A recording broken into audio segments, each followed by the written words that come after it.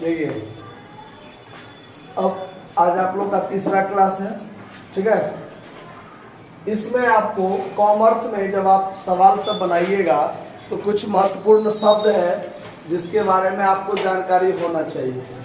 क्या होता है, नहीं होता है, हम पहले ही बोल दिए आपको कि रटना कुछ नहीं है, इसमें सब समझने वाली बात है। हिस्सा की तरह अगर आप समझ गए तो फिर कहीं कोई दिक्कत नहीं होगा। अब हम लोग शुरू करते हैं। सबसे पहला वर्ड है कैपिटल। कैपिटल क्या होता है? कैपिटल पूंजी क्या होता है? जब व्यवसाय के स्वामी द्वारा, यानी जो बिजनेस का क्या है, मालिक है, बिजनेस का क्या है, मालिक है, वो मालिक अपना व्यवसाय शुरू करने के लिए अपने घर से जो भी वस्तु, धन, संपत्ति, नगद जो कुछ लगाता है अपने घर से लगाता है, किसी दूसरे से लेकर नहीं, अपना जो कुछ भी लगाता है वो क्या कहलाता है? पूंजी कहलाता है। व्यवसाय के स्वामी के द्वारा अपने व्यवसाय को प्रारंभ करने के लिए जो भी वस्तु, धन, संपत्ति, नगद जो कुछ भी लगाई जाती है, अपने घर से जो कुछ भी लगाई जाती है वो क्या कहलाता है? पूंजी। पूंजी कहलाता है। आया बात समझ में? दूसरा टॉपिक है आपका आहरण। ये आहरण क्या होता है? अब देखिए, व्यवसाय के स्वामी के द्वारा, व्यवसाय के स्वामी के द्वारा अपने निजी खर्च के लिए, अपने निजी खर्च के लिए, वैसे खर्च जिसका संबंध व्यवसाय से दूर दूर तक नहीं है, जिसका संबंध व्यवसाय से दूर दूर तक नहीं है, अगर वैसे खर्च हम करते हैं और उस खर्च का भुगतान हम अपने व्यवसाय के रुपयों से देते हैं तो फिर वो हमारा आहरण कहलाता है। ठीक है। जैसे मान लीजिए मैं एक किराना दुकानदार हूँ, ठीक है, आज मेरे घर में एक बर्थडे पार्टी है, तो मेरे घर में बर्थडे पार्टी हो चाहे ना हो, मेरे व्यवसाय को कोई मतलब है कोई संबंध? और आज बर्थडे पार्टी है, आज उसमें मान लीजिए खीर पूरी बनेगा, तो अपने बिजनेस से क्या करते हैं, चीनी भी ले लिए, चावल भी ले लिए, अपनी दुकान से दूध भी ले लिए, सब कुछ व्यवस्था कर लिए, तो ये हमारा व्यक्तिगत खर्च है कि हमारे व्यवसाय का खर्च है? व्यवसाय का खर्च है कि व्यक्तिगत खर्च है? कहिए, भुतला जाते हैं। आज हमारे घर में बर्थडे पार्टी है और हमारे घर में मान लीजिए मेरे बेटा का हो या मेरा ही क्यों ना हो, मैं बर्थडे मनाऊं चाहे ना मनाऊं, मेरे व्यवसाय को क्या मतलब है कोई मतलब नहीं है। मैं अपने रिश्तेदार को गिफ्ट दूं या ना दूं, मेरे व्यवसाय को है कोई मतलब? मेरा बच्चा किसी पब्लिक स्कूल में पढ़े चाहे सरकारी स्कूल में पढ़े, मेरे व्यवसाय को है कोई मतलब? लेकिन मुझे मतलब है। और ऐसे खर्चों के लिए मान लीजिए मैं अपने व्यवसाय से रुपया निकाल लेता हूँ या अपने व्यवसाय से माल निकाल लेता हूँ, तो ये मेरा व्यक्तिगत खर्च हुआ ना, मेरे व्यवसाय का कोई संबंध है इससे? तो ऐसे खर्च आहरण कहलाते हैं। आया बात समझ में? ऐसे खर्च क्या कहलाते हैं? आहरण कहलाते हैं। ध्यान रहेगा बात। यानी व्यवसाय के स्वामी के द्वारा अपने निजी खर्च के लिए, अपने घरेलू खर्च के लिए, अर्थात वैसे खर्च जिसका उसके व्यवसाय से कोई संबंध ना हो, वैसे खर्च के लिए अगर हम व्यवसाय से वस्तु, धन, संपत्ति, नगद कुछ भी निकालते हैं, वो हमारा क्या कहलाता है? आहरण कहलाता है। क्या कहलाता है? आहरण कहलाता है। ध्यान रहेगा बात। अगला टॉपिक है माल। ये माल क्या होता है? आप जिस चीज का व्यवसाय करते हैं, आप जिस चीज का व्यवसाय करते हैं उसको बेचने के उद्देश्य से आप खरीद कर लाते हैं, वो आपका माल कहलाता है। एक किराना दुकानदार के लिए आप देखिएगा, गांव घर में किराना दुकानदार में बहुत सारे सामान होते हैं उसके पास, वो एक एक सामान स्पष्ट रूप से नहीं लिखेगा। आपको क्या बोलेगा, जब हम फला फला फला चीज लेके तो नहीं आए हैं, वो मार्केटिंग करने जाएगा, कहेगा माल खरीदने जा रहे हैं, यही बोलेगा ना। वो इतना बड़ा लिस्ट लेकर जाता है, खरीदने जाता है ना। आप पूछिएगा कहाँ जा रहे हो, तो क्या कहेगा, जा रहे हो तो अब माल खत्म हो गया, माल लाने जा रहे हैं। अब क्या लाने जा रहे हो, स्पष्ट क्लियर नहीं नहीं है, बहुत सारा चीज है उसमें। यानी उसके दुकान में जो चीज है जिसका वो बिजनेस कर रहा है, जिसका वो बेच रहा है, खरीद रहा है, बेच रहा है, उसके लिए वो क्या कहलाएगा?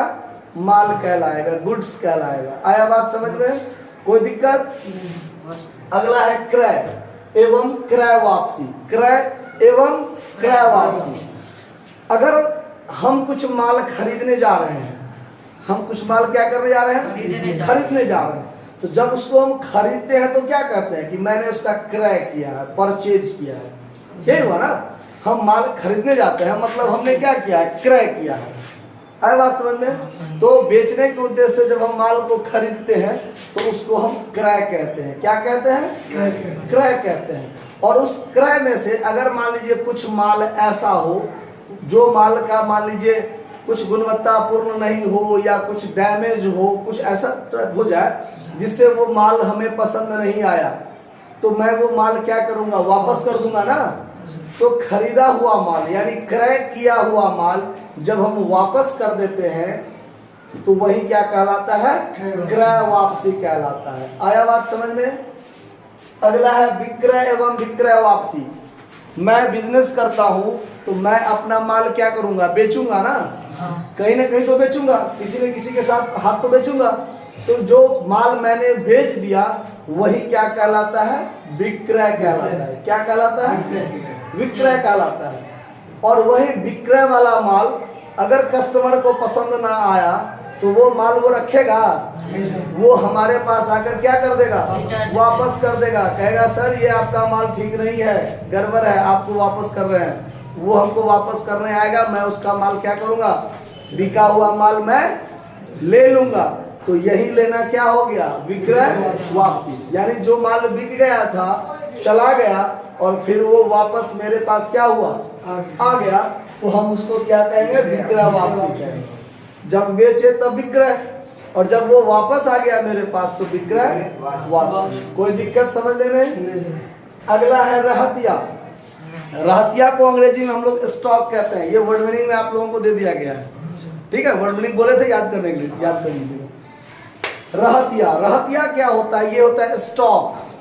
हमारे पास जो स्टॉक अभी बचा हुआ है इसका वैल्यूएशन साल के अंत में होता है। साल के अंत में होता है। जब हम अपने लेखा पुस्तक को बंद करते हैं तो यह देखना पड़ता है कि साल के अंत में हमारे पास बिना बिका हुआ माल कितना रह गया है। मैंने 1 लाख का माल खरीद कर लाया था, 80,000 का माल बिक गया, तो साल के अंत में देखेंगे ना कि हमारे पास कितना का स्टॉक बचा हुआ है ना? तो वो जो साल के अंत में हम देखते हैं कितना माल बचा हुआ है वह होता है स्टॉक। तो स्टॉक के 2 रूप हो जाते हैं, ध्यान रखिए। स्टॉक के 2 रूप हो जाते हैं। एक हो जाता है ओपनिंग स्टॉक, एक क्या होता है? ओपनिंग स्टॉक, और एक होता है क्लोजिंग स्टॉक। आया बात समझ में? तो क्लोजिंग स्टॉक क्या होता है?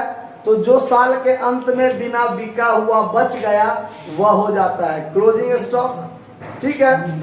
और वही क्लोजिंग स्टॉक जब हम अगले साल व्यवसाय शुरू करेंगे तो प्रारंभ में वही स्टॉक ना मेरे पास बचा होगा जो क्या कहलाएगा? Opening stock. आया बात समझ में? जैसे मान लीजिए हमारा ये 2022 वर्ष चल रहा है, 1 जनवरी से मान लीजिए मैं बिजनेस कर रहा हूँ, तो साल जब खत्म होगा 31 दिसंबर को तो मेरे पास 20,000 का मान लीजिए माल बच गया है, तो वो हमारा क्लोजिंग स्टॉक हुआ साल के अंत का। और अगले साल यानी 2023 के 1 जनवरी को वही 20,000 से हम बिजनेस स्टार्ट करेंगे ना, तो वो क्या बन जाएगा? मेरा ओपनिंग स्टॉक बन जाएगा। आया बात समझ में? आगे ये है आपका खर्च, खर्च व्यय, लायबिलिटीज का ये व्यय है, एक्सपेंस है ना? तो हमारा खर्च क्या होता है? खर्च या व्यय क्या होता है? ध्यान दीजिए।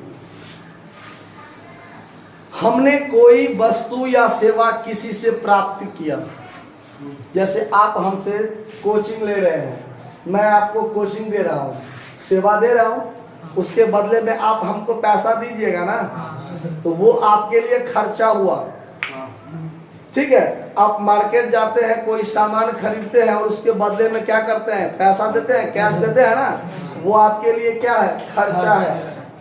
उसको घाटा नहीं कहिएगा, वो खर्चा है, ठीक है, मतलब हम किसी से वस्तु या सेवा प्राप्त करते हैं और उस प्राप्त करने के बदले में जो भी राशि हम भुगतान करते हैं वो राशि हमारा खर्च कहलाता है। क्या कहलाता है?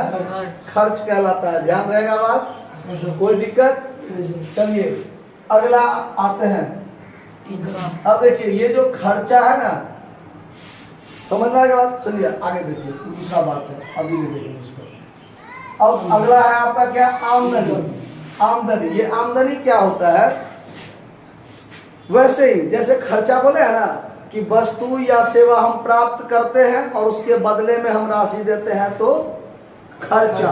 वैसे ही अगर हम किसी को वस्तु या सेवा देंगे और उसके बदले में हम रुपया प्राप्त करेंगे तो ये मेरे लिए क्या है? आमदनी। जैसे हम आपको पढ़ा रहे हैं और आपसे पैसा ले रहे हैं तो ये मेरे लिए आमदनी और आपके लिए खर्चा।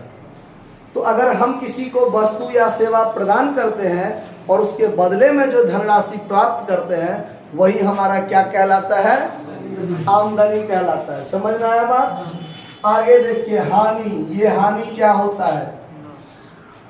हानि क्या होता है? तो हानि और खर्चा एक ही चीज नहीं है, इस पर भुतलाइएगा नहीं। हानि क्या है वो समझिए। हमने खरीद कर लाया 10 रुपया में और बेचा 8 रुपया में, तो ये जो 2 रुपया का कम हमको प्राप्त हुआ, हम तो खरीद कर लाए 10 रुपया में और बेचे 8 रुपया में, तो ये 2 रुपया मेरा लॉस है, हानि है। मतलब जब हमारा क्रय मूल्य से विक्रय मूल्य ज्यादा हो, क्रय मूल्य क्या हो? ज्यादा हो विक्रय मूल्य से, क्रय मूल्य से विक्रय मूल्य ज्यादा होगा तो प्रॉफिट होगा, और क्रय मूल्य से यदि विक्रय मूल्य क्या हो? कम हो, तो क्या हो जाएगा? लॉस होगा। यानी क्रय मूल्य ज्यादा हो और विक्रय मूल्य क्या हो? कम हो, तो अंतर की राशि क्या होता है? लॉस होता है। आया बात समझ में? कोई दिक्कत? अब चलिए, ये जो हानि होता है, ध्यान दीजिए, ये जो हानि होता है ये 2 प्रकार का होता है। कितने प्रकार के? एक सामान्य हानि और एक होता है असामान्य हानि। असामान्य हानि, ये सामान्य हानि और असामान्य हानि क्या होता है? इसी को आप आकस्मिक हानि भी कह सकते हैं। आकस्मिक हानि। सामान्य हानि का मतलब होता है वैसी हानि जिसके बारे में हमको जानकारी रहता है कि ये हानि मेरा हो रहा है। जैसे 8 रुपया का सामान हम किसी कारणवश 9 रुपया में बेच रहे हैं, तो हमको जानकारी है ना कि ये 10 रुपया का है और ये हम 9 में बेच रहे हैं, 1 रुपया मेरा लॉस जा रहा है।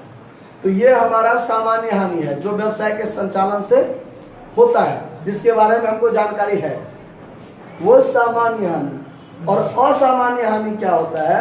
जिसके बारे में हमें कोई जानकारी नहीं है, वैसी हानि जिसके बारे में हमें कोई जानकारी नहीं होता है और आकस्मिक हो जाता है।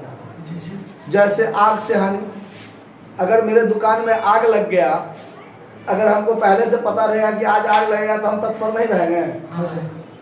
चोर के द्वारा चोरी हो गया, रास्ते में माल खो गया, बाढ़ में बह गया, कर्मचारी ने चुरा लिया, कुछ भी ऐसा कि रास्ते में जा रहे थे, हमारा गिर गया, मेरा पर्स गिर गया, रुपया खो गया, होता है ना। हम लॉटरी में लगाए थे, मेरा लॉटरी हार गया, मैं जुए में हार गया मैं, तो ये सब क्या है? मेरा आकस्मिक हानि है जिसके बारे में हमको जानकारी नहीं होता है लेकिन हो जाता है, तो ये क्या होता है? आकस्मिक हानि।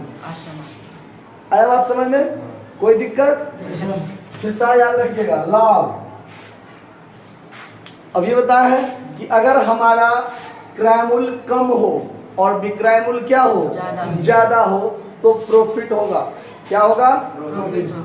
क्लियर? क्रय मूल्य कम हो, 10 रुपया का सामान मैं 12 रुपया में बेच रहा हूं, तो 2 रुपया मेरा प्रॉफिट है ना। तो क्रय मूल्य जब हमारा विक्रय मूल्य जो है वो क्रय मूल्य से क्या हो जाता है? ज्यादा हो जाता है, तो वो क्या कहलाता है? प्रॉफिट कहलाता है। ठीक है। तो जिस प्रकार हानि 2 प्रकार का है, उसी प्रकार का लाभ भी आपका 2 प्रकार का हो जाएगा। एक सामान्य लाभ और एक असामान्य लाभ। असामान्य लाभ तो असामान्य लाभ क्या हुआ? वही जो आकस्मिक हो गया, जिसके बारे में हमें कोई जानकारी नहीं होता है। जैसे मैं लॉटरी जीत गया, मैं जुआ में जीत गया, हमको पता था जीतूंगा? अगर ऐसा पता हो तो सब आदमी लगा देगा। जैसे किराना की दुकान पे ठग गया, इसके बदले 20 रुपए दे दिए, वो धोखा धोखी है, वो सस्पेंस वाला में चला जाएगा। गलती से जो हो गया उसका नहीं, ठीक है?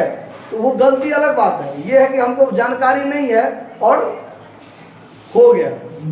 आया बात समझ? जैसे मान लीजिए हम एक फिक्स एसेट्स बेचना चाहते हैं, एक मोटरसाइकिल हम बेचना चाहते हैं, 5,000 में बेचना चाहते थे, संजोग से वो 10,000 में बिक गया। तो हमको पता तो नहीं था ना कि वो 10,000 में बिक जाएगा मेरा। मैं कोई जनरेटर रखा था, वो खड़ा पड़ा था, मैं सोचता था कि चलो 5,000 में भी बिक जाएगा, कोई बात नहीं। संजोग से वो 10,000 में बिक गया, तो ये 5,000 मेरा जो एक्सीड हुआ, ज़्यादा हुआ, वो असामान्य लाभ में आ जाएगा, ठीक है? और सामान्य लाभ जिसके बारे में हमको जानकारी होता है कि मैं जानता हूँ कि ये 10 है, मैं 12 से कम में नहीं बेचूंगा, ये 12 रुपया मेरा 2 रुपया जो अंतर होगा वो क्या होगा? सामान्य लाभ। समझ में आया बात? अगला टॉपिक पर आइए, देनदार। देनदार क्या होगा? डेटर अंग्रेजी में कहेंगे इसको। देनदार होता है कि जब हम किसी को उधार माल बेचते हैं, मैं आपको उधार माल बेचा, तो आपको हाथों उधार माल बेचा, तो आप हमारे देनदार हैं, आप हमको पैसा दीजिएगा, हमको ये अधिकार है कि मैं आपसे पैसा वसूल करूंगा, है ना? तो ये क्या कहलाता है? देनदार। आप देनदार कहलाइएगा मेरा। जब मैं किसी को उधार माल बेचता हूं, जिसको उधार माल बेचता हूं, उससे रुपया वसूल करने का मेरा क्या होता है? अधिकार होता है। तो वो व्यक्ति हमारा क्या कहलाता है? देनदार कहलाता है। आया बात समझ में? हिस्सा समझ में आ रहा ना? चलिए, लेनदार पर ध्यान दीजिए। लेनदार क्या होता है? ठीक उसका अपोजिट। जब मैं किसी से उधार माल खरीदता हूं, जब मैं किसी से उधार माल खरीदता हूं, तो उस व्यक्ति को हमसे रुपया वसूल करने का अधिकार होता है, तो वो व्यक्ति हमारा लेनदार कहलाता है। क्या कहलाता है? लेनदार। ध्यान रहेगा बात? अगला, संपत्ति। संपत्ति क्या होता है? संपत्ति वो वस्तु होती है जो वस्तु हमें धन या लाभ अर्जन करने में सहायता प्रदान करती है, जिसे हम कैश में कन्वर्ट कर सकते हैं। कैश में कन्वर्ट कर सकते हैं। कैश भी एक संपत्ति है, कैश भी एक संपत्ति है, ठीक है? पूरा डिटेल से बता रहे हैं, ध्यान दीजिए। वैसी वस्तु जो हमें धन या लाभ अर्जन करने में क्या करती है? सहायता प्रदान। कैश भी हमें लाभ अर्जन करने में सहायता प्रदान करती है, नहीं करती है? कैश रहता है तब ना हम फटाक जाते हैं, कोई संपत्ति खरीद के लाते हैं 10 रुपया में, और उसको 15 में बेच लेते हैं, 5 रुपया फायदा। कैश था तब ना, कैश नहीं रहेगा तो फायदा होगा वहां पे। तो कैश भी मेरा संपत्ति है। आया बात समझ में? जैसे देखिए, अभी ये मोबाइल है, मैं जरा से ना विद्यार्थी से संपर्क करता हूँ, विद्यार्थी हमसे संपर्क करता है, अगर ये मोबाइल नहीं रहेगा तो संपर्क हो पाएगा जल्दी? नहीं सर। तो ये हमें लाभ प्रदान कर रहा है, लाभ कमाने में सहायता प्रदान कर रहा है। हमारे यहाँ बेंच डेस्क जो भी है, यहाँ आप आते हैं, बैठते हैं, अगर अच्छा व्यवस्था नहीं रहेगा तो कोई आएगा बैठेगा? यहाँ का व्यवस्था अच्छा नहीं है, नीचे में बैठाता है। आज हो गया फैशनेबल जमाना, है ना? तो ये क्या है? सहायता प्रदान करता है आपको लाभ कमाने में। जैसे मान लीजिए पिकअप वाला, किराना दुकान वाला पिकअप का सामान, पिकअप रखता है ना गाड़ी, सामान को लाने में, पहुंचाने में, तो वो क्या करता है? उसको सहायता प्रदान करता है। करता है कि नहीं करता है? अभी बस वाला जो बस चला रहा है, उससे आमदनी कमा रहा है कि नहीं कमा रहा है? उसके लिए वही संपत्ति हुआ। आया बात समझ में? तो जो भी वस्तुएं आपको लाभ कमाने में सहायता प्रदान करता है, वह संपत्ति कहलाता है। आया बात समझ में? तो देखिए, संपत्ति भी कई प्रकार के होते हैं। देखिए,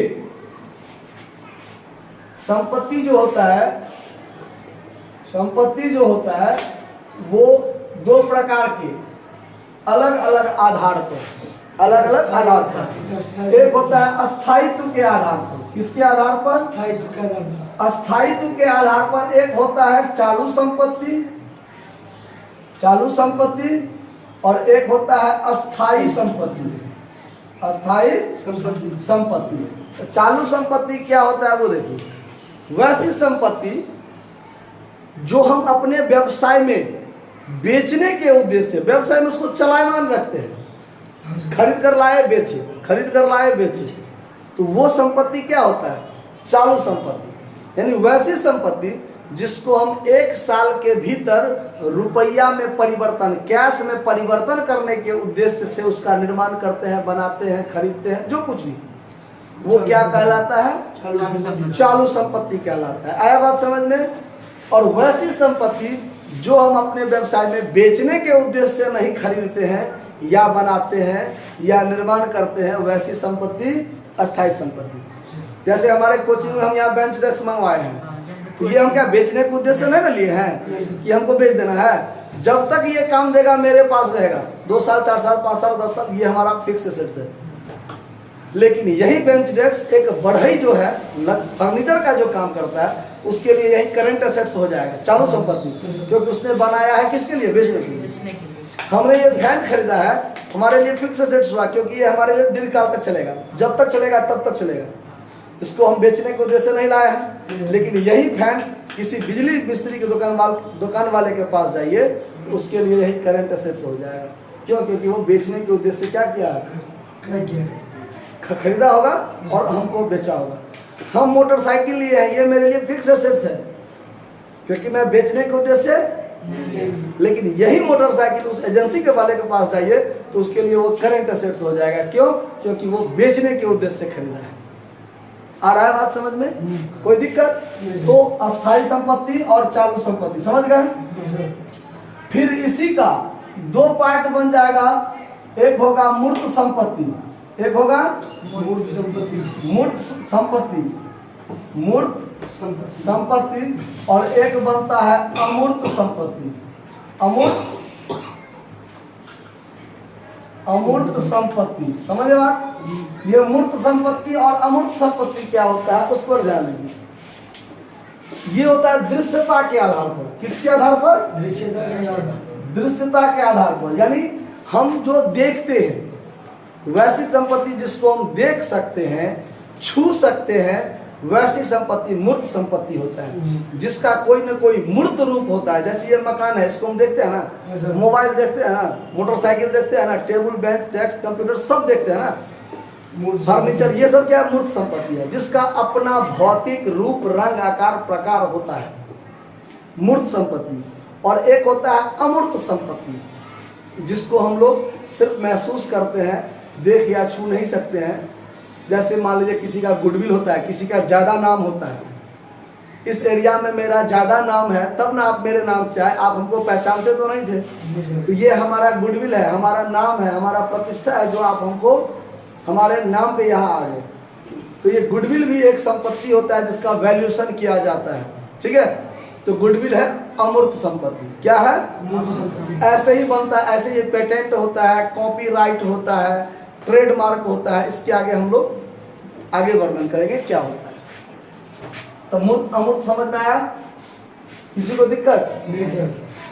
अगला टॉपिक है आपका दायित्व। क्या है? दायित्व। दायित्व क्या होता है? तो दायित्व होता है जब आपका पूंजी आपके व्यवसाय को चलाने के लिए पर्याप्त ना हो और आप किसी दूसरे आदमी से उधार लेते हैं, अग्रिम लेते हैं, कुछ एडवांस लेते हैं, तो वो क्या कहलाता है? दायित्व कहलाता है।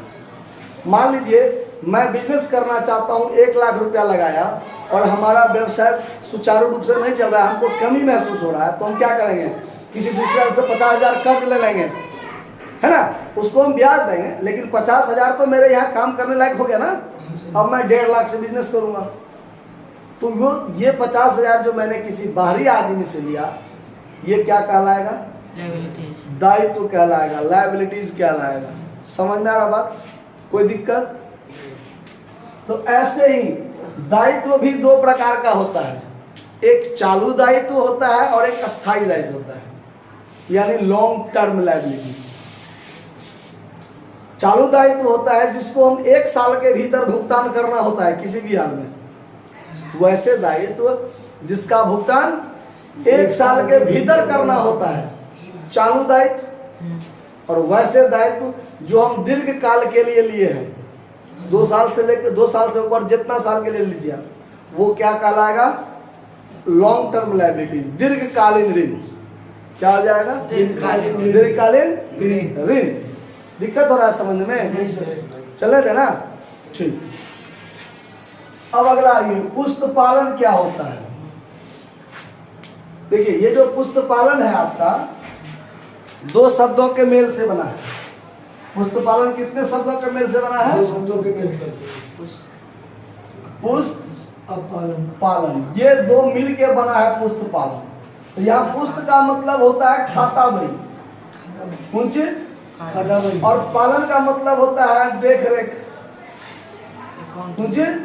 देख रेख। मतलब हम जो खाता बही रखे हैं उस खाता बही में कैसे किस नियम का पालन करते हुए उसमें लिखना है, उसका निगरानी करना है, उसको देख रेख करना है, उसको उसके सही रूप से उसका पालन करना है, यही पुस्त पालन कहलाता है। आप जब भी जितना भी ट्रांजैक्शन पर डे करते हैं उस पर डे के ट्रांजैक्शन को आप लोग लिखिएगा ना कि नहीं लिखिएगा? लिखेंगे। तो वो लिखना क्या होता है? किसी खास नियम का पालन करते हुए आप लिखते हैं, तो वही सब क्या कहलाता है? पुस्त पालन कहलाता है। समझ आ रहा बात?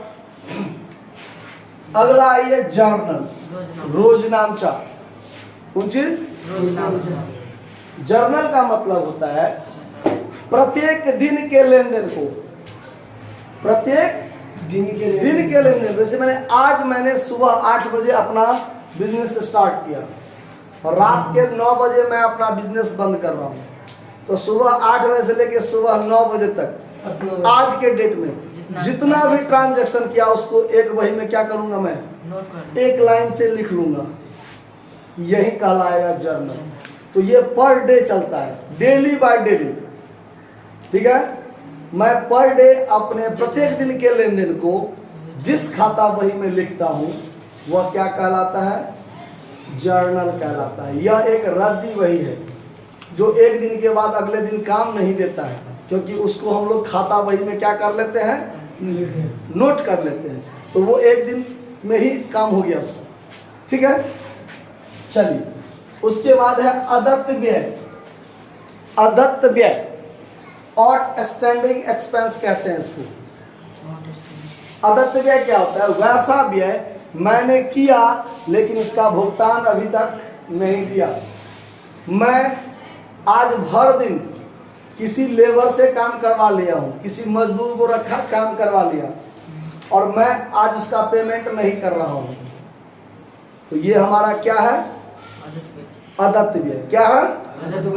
अदत्त मजदूरी, आउटस्टैंडिंग वेजेस।